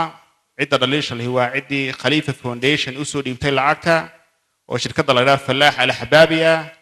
isagaynu weydiin karnaa ilaa imika annaga wax gacantayada ku jiro la leeyahay waxaasa gacantiina ku jira ma jirto madaxweyne ilaa anigoo ugu hooseeyana waqti badan waxaanu gelinay oo madaxweynuhu intuu hargeysa ka dhoofay mashruuca dartii uu dubay u tegey in mashruucii la dhaqaajiyo ilaa imika qolooyinka khaliifa foundationna waxay leeyihin waa naga diyaar laakiin ciddii mashruuca ay usoo dhiibeen ayaan isleeyahay dhibaato badan way ka jirtaa su-aashii inanta 11 milyan oo ahaa jarmalka si fiican baan u xasuustaa walaal horta 11 milyan oo jarmalku ina siiyey ma jiraan 23 milyan iyo 550 kun oo euro ayayna siiyeen jarmalku KFW gaan sheegaya waa bangiga horumarinta u qaabilsan jarmalka inoomana soo marin SDF iyagu SDF lama macaamilaan ee toos bay inoo siiyeen KFW na waxay qaateen distributionka magaalada gudaheeda waa mashruuca imika shirkadii consultancy-ga hay la qaatay weli lama xayeysiinin designka marka shirkadaas jeegarayta la xayeysiin doonaa SDF sanduuqa la yiraahdaana waxa ku midoobay 4 dawladood oo Ingiriiska Netherland Norway iyo Denmark marka Jarmalku qayb kama aha SDF ta lacagtiisu isaga waa gaar 12 ma aha waa 23 waad mahadsantahay mariyo aad buu mahadsan yahay bal waxaan jeclaan lahaa inaynu hal qodob ku darno biyo la iibiyaba hargeysa ka soo baxa oo caagadaha lagu shubo oo 2 kun oo shilin la siiyo iyo qaar ka badan su'aalo badan baa ka taagan tayadooda caafimaad ahaan dawooyinka lagu kala badiyo lagu kala isticmaalo haddaad eegtaan qorshaha laga akhriyo contentka waxa loo yaqaano la dhigo caagadahaas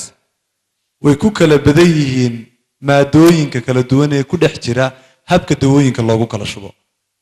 qaar baa calool istaag laga qaada qaar baa gastri laga qaadaya qaar baa dadku way kala duwan yihiin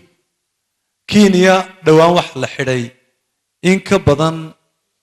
230 warshadood baan anigu saan filayahay 600 warshadood in ka badan baa ku taalay laakiin Kenya oo dawlad laga yaabo inay naga horumarsan tahay marka 30 warshadood oo biyo soo saaraya laga xidho Somaliland oo biyihii kalaba loo taagi laayahay sidee bay noqonaysaa maarayaha waxaan xaq u leenahay inuu jawaabahoogeena siiyo su'aal baan markaan maarayaha weydiin lahaa waan idin raacin doonaa idinkana ma su'aashaydan horeysiyaa mise su'aalihiinan horeysiyaa xaqbad waan idin horeysiin karaa waan ku dambeyn karaa laa mushkila gacantiina waa la taagayaa haddaba 2 qof oo halkana 2 qof oo halkaasa iyo aniga 5 aan siiyo maaraya idinkoo mahadsan way 5 aan siinaya adigan ku siin inaan ka siin su'aalaheena si scientific ah noqdaan wax badan hay noo taraan waxa journalist baan ahay waan idin sheegi lahaa wax badan laakiin waan ka xumoo de maarayo inuu cadaalad darro tirsado ma ogoli laakiin xoogo badan oo dhibaatadeena nololeed ku saabsan waxay idin marka hore aad research samaysaan. بسم الله الرحمن الرحيم مقعي واحد حسن عبد الله waxaan salaamayaa marshe sharaf tamar iyo wariye eleg aad baad mahadsantihiin su-aashaydu waxa weeyaan dhib baa taagan oo dhowr iyo intaasoo milyan iyo 12 milyan iyo 320 euro sheeganaysaan haddana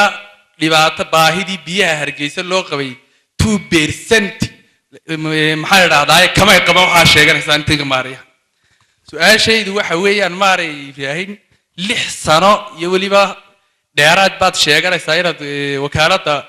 biyaha aad ka tahay maareeye bal maxaa lagugu xasuusanayaa ee bulshadu is odhanaysaa goodhow maareeye Ibrahim oo 6 sano iyo dhowr bilood wasaaradda waxaan leeyahay wakaaladda biyaha haystay waxaasuu magaalada Hargeysa u qabtay horumarkaasuu ka tegey nin sidaasuu ahaa bal in details noogu samee aad baad mahadsantay inanka dhexdaan siinay u dambeeya maray waxaan ku weydiin lahaa lacaga fara badan oo fractionisa oo xaaraana ayay maalin kasta wasaaraddaadu gurataa lacagtaas waxay isugu jirtaa 50 shilin 100 shilin iyo 200 tusaale ahaan qof baa imanaya kastamara wuxuu doonaya inuu lacag bixiyo lacagtii lagu lahaa waxay noqotayba 9,700 shilin ama 9,700 shilin qolada meesha fadhida waxay xisaabeen 100,000 keen bay ku dhahdaan waxa laga yaabaa inay 100 shilin dheerisiiyaan ama 200 ama 300 lacagta dheeraadkii lacag idinka idin xisaabsan maaha oo idin qoran waana lacag ka go'day qofkii customer-ka ahaa talabaad lacagtaas marka ururta lacag fara badan bay noqotaa lacagtaas xagabay martaa maadiga amro qaada ku yiri ma dadkan shaqaalaha meesha fadhiya dadkan shaqaalaha meesha fadhiya ayaa nus saaca iyo sharaab iyo bas ka dhigta misaacadii ku soo gaadha aad mahadsantay inanka sii xaggan su-aashaydii ku celada inanka sii uya dhaqsay Ibrahim بسم الله الرحمن الرحيم waxaan u malaynaa ma hadii waa la dhameeyay su-aasha weydiin lahaa waxay tahay wakaaladda biyaha in badan baad soo wadeen hawshan biyaha qarashaad badan baa soo galay miyayna ka habboonayn oo inay ka fudayn maadaama ay ku guul daraysatay wakaaladda biyaha inay magaalada 5% biyo siiso inay shirkad bareefada ku wareejiso intay maalinba hay'ad oo weydiisan lahayd Soomaaliland biyo ma gaarsiin karnee Hargeysa nagula taageera waad mahadsantay aad baad mahadsantay way inaan ka kalaansiin su-aasha kale maareeya waxaan weydiinayaa haddaan su-aashiisa u galo maareey waxaa ku timi digreeto madaxweyne anugu kumaanaan dooran samaayirkoo kale marka haddaad Hargeysa horta waxaa lagugu xantaa inaad Hargeysa labada daamood daan keliya maareeyo tay oo daantaas ayna biyo helin oo kaa reebantay iyagu kuma xisaabsadaan marka haddii aad labadii daamood aad daan keliya maareeyo tay xafiiskii madaxweynuhuna aad kugu dhow iyo wasaaradaada ugu dhow intaad madaxtooyada gasho maad kar weeday madaxweyne ma karayo xilkan laba maareeyo inaad magaalada magacooda ku saxsantay يعني magaalada loo maareeyo yeelato si loo maareeyo yeelato aad baad mahadsantay qofna xilkiisa uu ka soo baxaa qofna kama soo baxan mar la magacaabo marka dad ku guuldareystay mukulatiina madaxweynaha ku noqotay isaga xilka ku gartay inaad ku tiraa mudane madaxweyne maareeyo kale waa inaad daanta magacoodaana tan ayaan kafeynaya waad mahadsantay yani dhinaca biyaha la aad baad mahadsantahay ani su-aashaydii baa hadhay afar waxaynu ku ballanno ma fulinaya hal su-aalo yaroo kooban baan weydiinaya maareeya su-aalo badan baan islaa weydii laakiin hal su-aalo maan intii horeba weydiin jiray marmar su-aashii maan ku ceshanaya maareeya waxaan weydiinayaa booyaddu 2,000 oo shilin bay siisaa biyaha halka foosto magaaladana ay DBSyo waxaa jira meelaha dadka barakacayaashii degan yihiin hadday dadka gudihiisa ku barakaceen iyo hadday dalka dibaddiisa ka yimaadeen oo dad barakacayaal oo waddanka dib loo dejiya yihiin hooyada aan nolol haysan een fursad ay ku iibsato biyaha haysan ee $2 wax ka yar maalintii ku nool ee quutal daruurigeega dhami uu yahay markay booyadii biyihii gaari waayeen ee haddana booyadii 12,000 oo shilin biyihii ka siiso sidee baa doonaysaa in ay dadku ugu noolaadaan nolol xalaala oo caadiya oo hooyadaas ay u hesho inay dhasho waxna maydhato waxna cabto maaray adoo mahadsan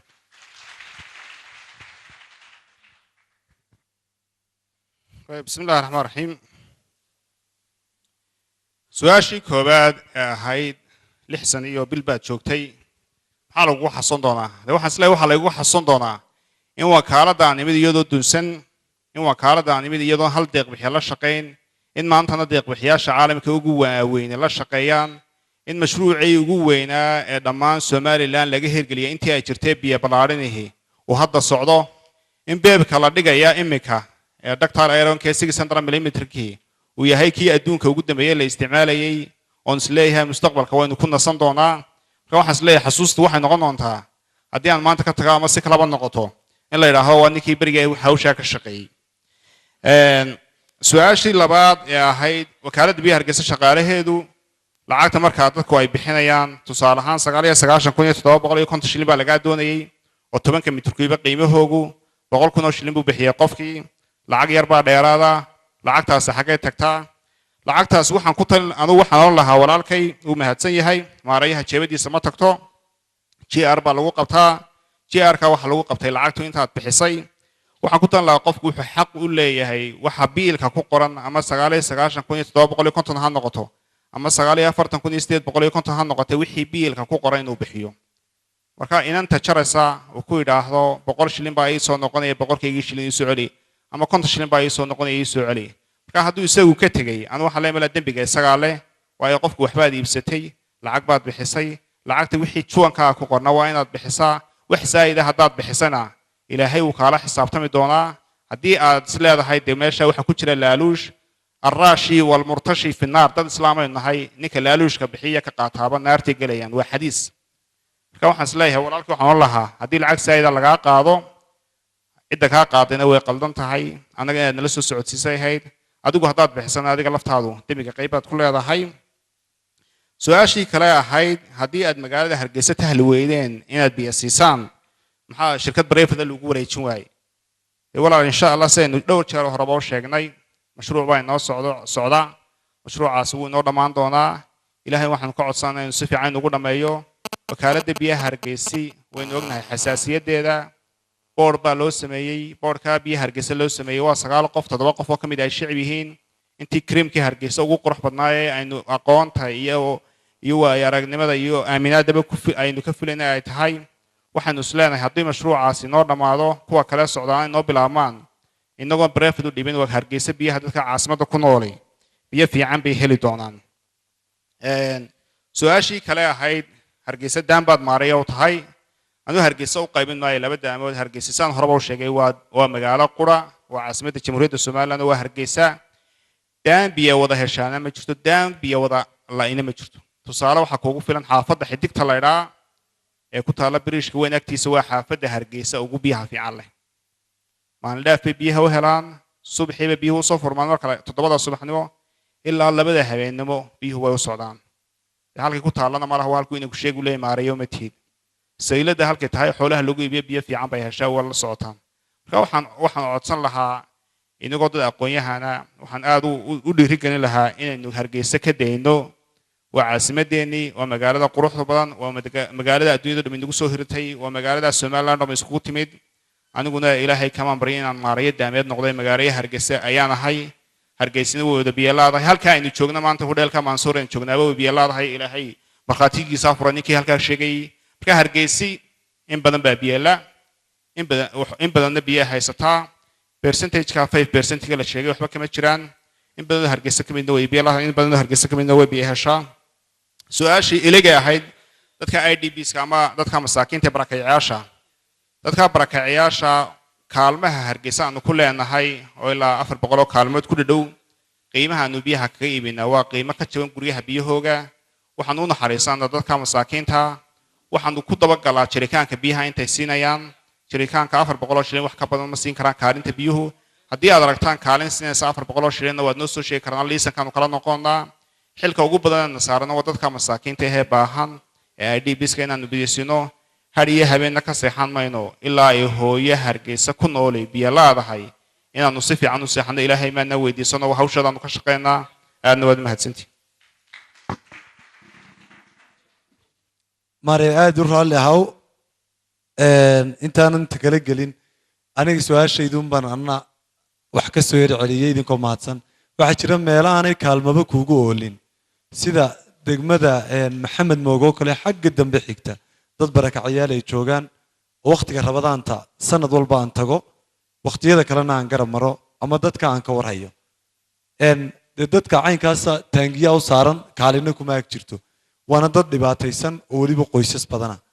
dee qofka aan wakaaladaadii qiimaheediiba soo gaadhayn booyadii gaadhsay booyadiina 12,000 tahay dadkan ka hadlaya maaray waa tahay dad fursad kale iga faa'iideyn karto oo aad igu noqon karta adoo mahadsan waad mahadsantahay ilig ilaa 8 IDPs baa Hargeysa ku yaala IDPs inagoo oran magac kale inoo bixinayna barakacayaal oran mayno laakiin waa dadkeenii aan awood u helin inay Hargeysa ama guri sandaqada ama guri dhagax dhistaan ayaa sida State House-ka Maxamed Mooge Stadionka daami ilaa 8 noolad baa ku yaala wax ayax tuuba kamid ah waxaan ugu horeysiinoo nusnir way idinku dhawo imika yacnii biyo ugu dhawo la siin karaa ayax iyo ayax tuuba noqotay iyo ayax 3 saddexda IDPs bay imika biyo fiican bay helaan oo jaban kuwa kale oo ilaa digaala jiro ka dambeeya airport-ka dabadiisa ku yaala qorshahan biyaha aan wadnay ku jiraan kulligood ilaahayna waxaan rajaynayaa inuu ilaahay maalin ugu guleeyo laakiin de imika waynu la soconaa meelaha uu sheegay Maxamed Mooge oo kale ama digaala oo kale ama daami oo kale qayb ka mid ah inayna systemkayga biyuhu gaadhin marka systemka biyuhu mar haddayna gaadhin dee waxa xilkana saaran wuxuu yahay in shaqadii loo dedejiyo in iyaga lagu horeysiyo markay biyuhuna soo gaadhaan insha Allah waxaan isla leenahay cidda ugu horeysa mashruuca ka faa'iido doonta waa dadka masaakiinta ah dadkeenii waa mahadsantahay maarayo aad mu mahadsan yahay barnaamijkeennana intaasaynu ku soo kooban idinkuna aad iyo aad badan idinku mahadnaqayaa su'aalo badanna waynu weydiinay aad baad mahadsantihiin waxyaabaha soo kordhee biyaha la xidhiidhana waan idinka diyaarin doonaa barnaamijyo ama warar hadday khaldan yihiin iyo hadday saxsan yihiin labadaba insha allahu tacaala aad baad mahadsantihiin aad baan idinku mahadnaqaya